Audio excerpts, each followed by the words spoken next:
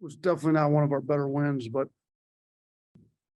sometimes you're competing for a league championship, you got to go on the road and win games that aren't pretty, they're ugly. I thought we had some guys step up. It's back-to-back games. Mari's played really well for us. Rylan shot the ball really well tonight, so it was good to see some guys step up. I thought JQ created some really good offense first in the second half. Our defense was nowhere close to where we'd like it to be, but I thought late in the game we got some stops we needed to. Clowney really stepped up for us big there late, so you got to give them a lot of credit. I mean, we kind of pounded them on the glass first time we played them, but this time we only had 4 old boards for the entire game. So I've told our guys too, teams, we're going to hurt teams one way in one game. They're going to make a huge point of emphasis to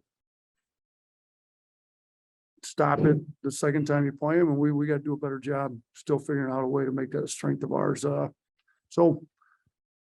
our best performance, but at this point, when you play a team a second time and it's on the road, those are hard ones to get. So we're at 10-0 and we've got a tough week ahead of us. We get a tough couple of weeks ahead of us, to be honest with you. Mike, just how do you think the team received the message in terms of coming off that big win against Vanderbilt and still trying to keep their foot on the gas? And how was the effort in this game, would you say? Not like it was against Vanderbilt. No, I'm a little disappointed with the effort, to be honest with you. Like, we got out rebounded by 5. So we got to do a better job. We got to find a group of guys that's really going to play hard no matter what, and kind of get back to, can't be up and down every other game. So, but we're not going to be able to do that and get wins moving forward. We've got Florida, Auburn, Tennessee, 2 of those, the last 2 being on the road. Like, we got to play well in all 3 of those games coming up. Or if we play like this, we're not going to get a win. Nick. Yeah, Mark was pretty quiet for a while, but then he had some important shots down the stretch. Why do you think he was able to stay ready and not get discouraged by maybe limited opportunities or just kind of a slow start? I mean, he's wired to score. I told him at halftime, let's get back to playing hard on D, doing the blue collar stuff, and I think the offense will flow, and I think it did. I thought he played harder in the second half and then got some looks. I think Quinterly being in there with him created some looks for him. So you look at what he shot it well. He shot 3 of 5 from 3. He couldn't really finish at the rim very well, but he's pretty efficient from 3. He didn't have a turnover. He had 3 assists, no turnovers, and I thought he played well for us there late when we needed some scoring to open the game up a little bit. Tony. Yeah. Hey, Nate, can you explain just the offensive value that comes with a player like Noah Clowney and his ball screens and ability to kind of fluidly move in space and kind of cut and roll? Yeah, I mean, I told him when he got here that I think the hardest bigs to guard and pick and roll are the ones that can roll, finish at the rim, pop, make a 3, play in the short roll, handle the ball, and I think he does all those very well. So especially now that he's making 3s. So when you don't know whether he's going to pop or roll, it's a lot harder to guard. We had him on the 1 lob that he finished. He hit 2 threes. He can pop, get into a toss game, pop again. He can pop, get into a toss game, roll. On the second one, he puts a lot of pressure on the defense. So he's been great for us. I thought he was really good defensively, but he was good for us on offense for a stretch there too tonight. Charlie. Yeah, Coach, you mentioned Rylan and Amari kind of in your opening, but just how big have those 2 been in these last 2 games and their ability to make shots? It's been huge. We've needed scoring. I mean, teams are going to try to take Brandon and Mark out. They've been our leading scorers in the year, and we need somebody else to be able to make some shots. And those 2 guys are proven shot makers that are stepping up, making shots in games now. So I'm super happy for both of them. They're great kids. Like, both of them just want the team to do well.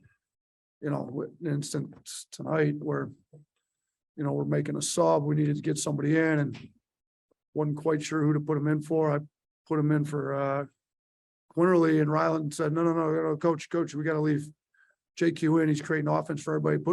Take me out, leave JQ in. And sure enough, JQ comes downhill off the next ball screen, sprays it out. Sears hits a three, and Ryland said, "Yeah, I told you, coach, for, he's over there on the bench." So I think Ryland just cares about the team. Amari's got that same kind of mindset, so it's good for guys like that can make shots, that are making shots, to also just be big team guys.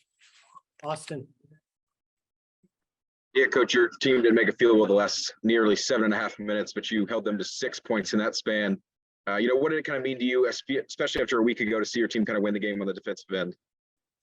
I mean, it was great because I didn't think the first 30 minutes we were that good on the defensive end. So, our offense, our offense was flowing pretty good for a while there. And then, it hit a wall there late in the game. I got to look at our lineups late game. We probably had the wrong guys in, to be honest with you. Some of that's on me as the coach, trying to get certain guys rest and put guys in. But at this point, it's about winning, and you got to put guys on the floor that are producing and maybe use a timeout to rest them. But yeah, it was ugly basketball there for a while, but I was proud of the way our guys played on the defensive end. They came up with some tough plays, got some tough rebounds. That was Clowney in the middle of that. The big chase down block, he had to save. He had some really big plays on the defensive end. So, but yeah, we're going to have to win some games on the defensive end. Be nice if we really locked in on defense the whole game, and then kind of the offense just dictated the scoring margin, on a win. But we found a way to win a tough road game. I mean, this team's a lot better than what their record is. They're going to beat some teams here in the second half of league that people don't expect them to beat. Mike, last one.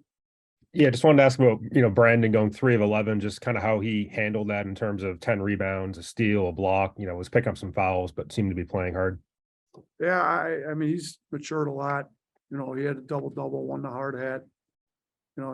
Their teams are being really physical with him. We didn't feel like we got the benefit of the whistle on a few of those calls where he's driving. He may have got fouled, but he's going to have to play through some physicality, and that's how teams are going to guard him. I thought last game we were able to free him up with some screens. This time they were a lot better, and they kind of grabbed him and just didn't let him get free on some screens. And then when he drove, they were playing extra physical. So he's got to be able to play through some of that. But I thought he kept playing hard. He had a double-double, and I thought he gave us pretty good minutes, even though he didn't shoot it particularly well tonight.